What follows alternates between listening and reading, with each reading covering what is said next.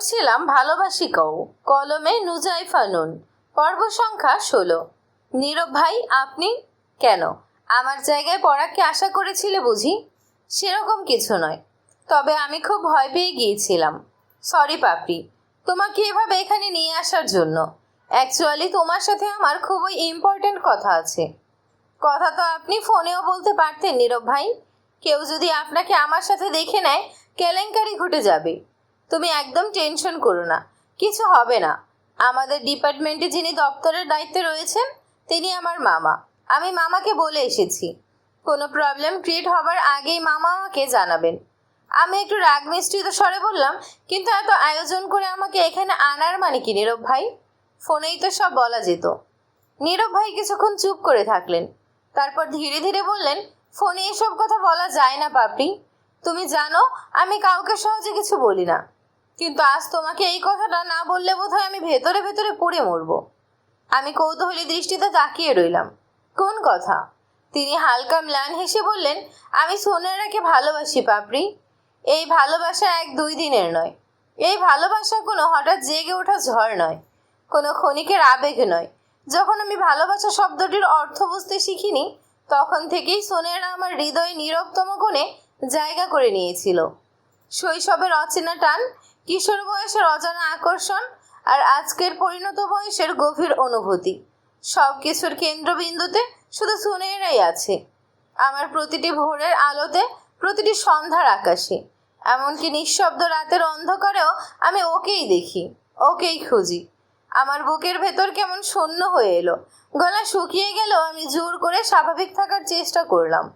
মৃদু স্বরে বললাম, আপনি সোনিয়া ম্যামকে এতটা ভালোবাসেন, অথচ এতগুলো বছর এই কথাটা নিজের মধ্যে পুষে রেখেছেন কেন? ম্যামকে নিজের মনের কথা জানাননি কেন? তুমি জানো সোনিয়া চেয়ারম্যানের মেয়ে, কিন্তু যেটা জানো না সেটা হলো চেয়ারম্যান আমার কাকা। আমি তার বড় ভাইয়ের ছেলে, কিন্তু কাকা আমাদেরকে নিজের রক্ত বলে পরিচয় দেন না। আমাদের প্রতি কাকার এতটাই রাগ, ক্ষোভ, ঘৃণা যে বাবার মৃত্যুর সংবাদ পেয়েও কাকা বাবাকে দেখতে যাননি। আপনাদের উপর চেয়ারম্যান সাহেবের এত রাগ, ক্ষোভ, ঘৃণা কিসের? আমি সঠিক কারণ জানি না। আমি তখন পড়াশোনার জন্য ঢাকায় থাকতাম।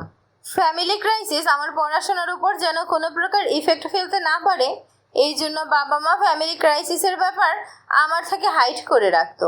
হঠাৎ একদিন খবর পাই আমার বাবার অ্যাক্সিডেন্ট হয়েছে, তিনি হসপিটালে আছেন। আমি তৎক্ষণাৎ ছুটে আসি, কিন্তু বাড়ি ফিরে জানতে পারি আমার বাবা ঘটনাস্থলে মারা গিয়েছিলেন। আমার মিথ্যা আশ্বাস দেওয়া হয়েছিল।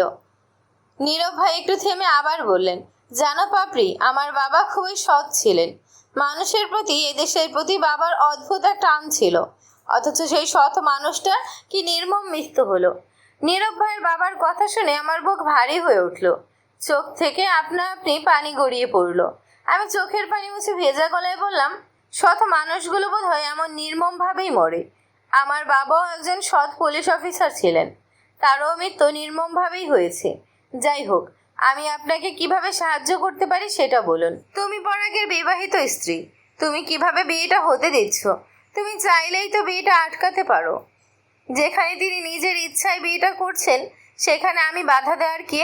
তাছাড়া যে সম্পর্ক, ভালোবাসা, মায়াটান কিছুই নেই, সেই সম্পর্ক শেষ হয়ে যাওয়াই ভালো। পরাগ ভাই আমাকে বলে দিয়েছেন তিনি আমাকে ডিভোর্স দিবেন না, কিন্তু আমি এই মিথ্যা সম্পর্ক বয়ে বেড়াতে পারবো না। মেয়ে বলে সবটা মুখ বুঝে সহ্য করব না আমি। আমারও আত্মসম্মান বোধ আছে। লয়ারের সাথে আমার কথা হয়েছে, খুব শীঘ্রই আমি এই মিথ্যা সম্পর্ক থেকে বেরিয়ে কানাডা চলে যাব। সেখানে গিয়ে আবার নতুন জীবন শুরু করব। পরাগ নামক কালো অধ্যায় মুছে ফেলবো স্মৃতির পাতা থেকে। কিন্তু আমি তো চাইলেও আমার স্মৃতির পাতা থেকে সুনেরাকে মুছে ফেলতে পারবো না পাপড়ি। আমি জানি আপনি অনেক আশা নিয়ে আমার কাছে এসেছিলেন, কিন্তু এই ব্যাপারে আমি আপনাকে কোনো সাহায্য করতে পারছি না। সরি নীরব ভাই, আমার সত্যি কিছু করার নেই। তবে আপনি সুনেরা ম্যামকে নিজের মনের কথা জানাতে পারেন। বিয়ের এখনো 9 দিন বাকি। 9 দিন মানে অনেক সময়। তুমি যতটা সহজ মনে করছো, ব্যাপারটা এতটাও সহজ নয় পাপড়ি। কাকা যদি একবার আমার ব্যাপারে জানতে পারেন, আমাকে তখনই গুলি করে মারবেন। একমাত্র পরাগ যদি এই বিয়েটা না বলে, তবে এই বিয়েটা আটকানো সম্ভব। নিজের ভালোবাকে নিজের করে পেতে হলে একটু রিস্ক তো নিতেই হবে নীরব ভাই। আমি হয়তো কখনোই সুনেরাকে পাবো না, কিন্তু সুনেরার জন্য আজীবন আমার মনের দরজা খোলা থাকবে। দ্বিতীয় কোনো নারীর প্রবেশাধিকার সেই দরজায় থাকবে না। এরপর আর নীরব ভাই কিছু বললেন না, নিঃশব্দে দরজা খুলে দিলেন।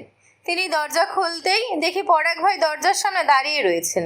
আমাদের দুজনকে একসাথে দেখেও তার মধ্যে বিরূপ প্রতিক্রিয়া লক্ষ্য করা গেল না। তিনি নিঃশব্দে পাশ কাটিয়ে চলে গেলেন। আমিও ধীর পায়ে ক্লাসে প্রবেশ করলাম। তিশমা আমার হাত টেনে ধরে নিজের পাশে বসিয়ে দিল। সে নিজের মতো বকবক করে চলেছে, কিন্তু আমার কিছুই ভালো লাগছে না। কেন জানি সব কিছুতেই বিরক্ত লাগছে। আমি বই খাতা গুছিয়ে ক্লাসরুম থেকে বের হতে যাব, ঠিক তখনই পরাগ ভাই ক্লাসরুমে প্রবেশ করলেন। তার ডান হাতের দিকে চোখ পড়তেই কলিজা ছ্যাঁত করে উঠল আমার। পরাগ ভাইয়ের ডান হাতে ব্যান্ডেজ করা, সাদা কাপড়ের উপর দিয়ে রক্তের ছোপ ছোপ দাগ ফুটে উঠেছে। তার চোখের দিকে তাকাতেই আরেক দফা চমকে ওঠে আমি। তার চোখে আগুনের হলকা, অথচ কিছুক্ষণ আগে যখন তাকে দেখেছিলাম না তার হাত কাটা ছিল আর না তার চোখ জ্বলছিল। আমি স্থির হয়ে বসে রইলাম, নিজের মনকে ধরে রাখার চেষ্টা করছিলাম, কিন্তু হৃদয় যেন অন্য পথে ছুটছে। পরাগ ভাইয়ের চোখে আগুন আর ডান হাতে ব্যান্ডেজ, সব কিছু যেন এক মুহূর্তে আমার রক্তে উত্তেজনা ঢেউ তুলে দিল। তিশমা পাশে বসে বকবক করছে, কিন্তু তার শব্দগুলো আমার কানে পৌঁছাচ্ছে না। আমার সব মনোযোগ শুধু পরাগ ভাইয়ের দিকেই। তিনি এক ধাপ এগোলেন। আমি নিজের হৃদয়কে থামাতে পারছি না। প্রতিটি স্পন্দন যেন তার প্রতি আকৃষ্ট। আমি যতই তার থেকে দূরে সরে যেতে চাইছি, ততই তিনি আমাকে তার দিকে টেনে নিয়ে যাচ্ছেন। পাপড়ি, তার গভীর স্থির কণ্ঠে হঠাৎ আমার নামটা উচ্চারিত হলো। মুহূর্তের মধ্যে আমার শরীর কেঁপে উঠল। আমি উঠে দাঁড়িয়ে বললাম, জি স্যার। ক্লাস ভালো না লাগলে দরজা খোলাই আছে, বেরিয়ে যেতে পারো। আমি নিঃশব্দে ক্লাস থেকে বেরিয়ে সোজা বাড়ি চলে এলাম। আমাকে দেখেই জিলেপি দৌড়ে এলো, মিষ্টি কণ্ঠে বলল, আমার লাইগা বই খাতা আনছো ছুটকি? না সোনা। কেন, আমি পড়ুম না? হ্যাঁ, পড়বে তো। আমি আর জিলাপি এটা ওটা নিয়ে গল্প করছিলাম। এরই মধ্যে মামা সেখানে উপস্থিত হলেন। চিন্তিত স্বরে জিজ্ঞেস করলেন, তুই এই সময় বাড়িতে? তুই ঠিক আছিস তো মা?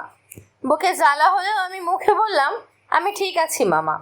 ক্লাস করতে ভালো লাগছিল না, তাই চলে এসেছি। ভালো হয়েছে চলে এসেছিস। আগে নিজের শরীর, তারপর পড়াশোনা। এখন যা গিয়ে ফ্রেশ হয়ে নে। আমি মামার দিকে তাকিয়ে দেখি মামার পরনে নতুন শার্ট। মনে হচ্ছে কোথাও বের হবেন। আমি সংশয় দূর করতে মামাকে জিজ্ঞেস করি, তুমি কোথাও যাচ্ছ কি? হ্যাঁ মা, পাসপোর্ট অফিসে যাচ্ছি, দেখি তোর জন্য কিছু করতে পারি কি না।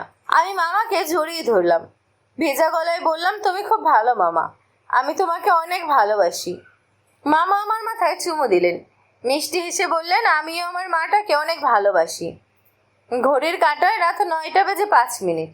পড়ার টেবিলে মন বসছে না। ভাবলাম একটু মুভি দেখে মাইন্ড ফ্রেশ করে তারপর পড়তে বসবো। আমি পড়ার টেবিল ছেড়ে পুষ্পাপুর রুমের উদ্দেশ্যে পা বাড়ালাম। আপুর রুমের সামনে এসে দেখি দরজা খোলা। ভেতর থেকে পরাগ ভাইয়ের গলার আওয়াজ পাওয়া যাচ্ছে। আমার আড়ি পাতার স্বভাব নেই, তবুও কেন জানি দরজার সামনে আমার পা দুটো আটকে গেল। পরাগ ভাই গম্ভীর স্বরে বললেন, আমি কাপুরুষ নই পুষ্প, শুধুমাত্র তোর জন্য আমি এই বিয়েটা করছি না। এর পেছনে অনেক বড় সড়ো কারণ আছে। আমি এই মুহূর্তে তোকে সবটা বলতে পারছি না, তবে একটা কথা জেনে রাখ, সজল আঙ্কেলের মৃত্যু অ্যাক্সিডেন্টে হয়নি। তার মৃত্যু ছিল একটা পরিকল্পিত খুন।